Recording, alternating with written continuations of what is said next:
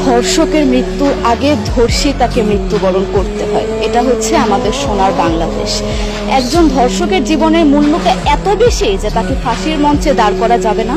আমরা বাংলাদেশে কয়জন ধর্ষকের নাম জানি যাকে কঠোর থেকে কঠোরতম শাস্তি দেওয়া হয়েছে, যাকে ফাঁসির মঞ্চে দাঁড় করা হয়েছে? আমরা কি আদৌ কেউ জানি না।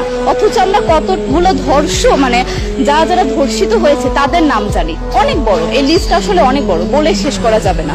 কুমিল্লার তনু, মাগুরার আসিয়া, 2 দিন আগেও কিশোরগঞ্জে 8ম শ্রেণীর একটি ছাত্রীকে বাসা থেকে তুলে নিয়ে ধর্ষণ করা হচ্ছে। বাবার হাতে মেয়ে ধর্ষিত হচ্ছে, ভাইয়ের হাতে বোন ধর্ষিত হচ্ছে।